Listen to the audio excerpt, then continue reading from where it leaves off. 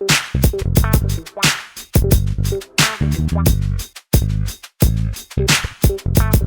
I'm Kevon Owen, and this is Holly Shockley with Thrive Christian Counseling. And this video is not referencing trauma. So if you have been through trauma or abuse, that's not what this is about. But the question of how do I stop fixating on the time that I was wronged or the time that I was hurt is an important one because, well, we give a lot of energy to our perceived offenses. How do you stop fixating on that stuff? Yeah, I said it in an earlier video, but I do think that one of the ways that we can stop fixating is by giving people the benefit of the doubt. That not everything we perceive is actually meant to harm us.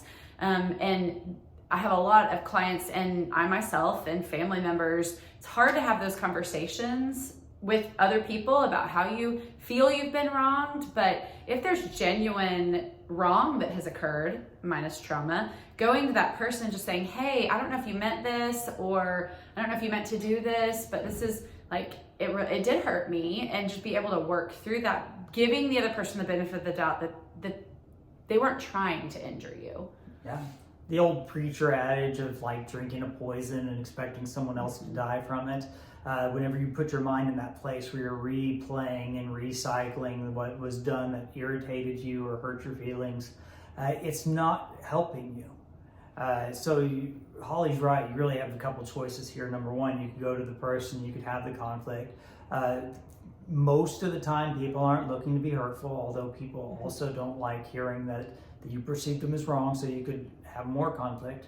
Or you could look at yourself and say, you know what, I've done some things that I wish I wouldn't have also, and this probably isn't that big of a deal. Do I want to live offended? Because if I do, I will. It's not hard to do. If I scroll through Facebook, you're going to offend me.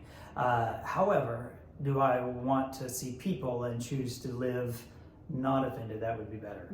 Yeah, I agree. You know, giving this notion of taking ownership for our own life. So if we want to be, you know, offended people who are angry and frustrated about everything, we can real quick. But taking ownership for our life to want to be peaceful and kind and generous, those are things that we're going to have to remember when we feel offended.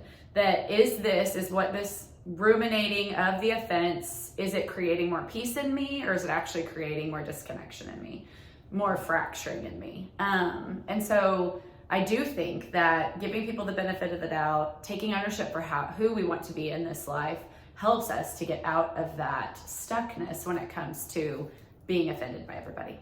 If you are becoming offended too often or too regularly, well, it's some pretty good insight for you to recognize that. If it's something that you're not recognizing, but everybody else seems to be the problem a lot, and your list of people who've offended you is getting kind of ridiculous, it might be time to start dealing with some of that, because usually that's symptomatic of something else that's going on. Holly does counseling, I do counseling. We'd love to work with you.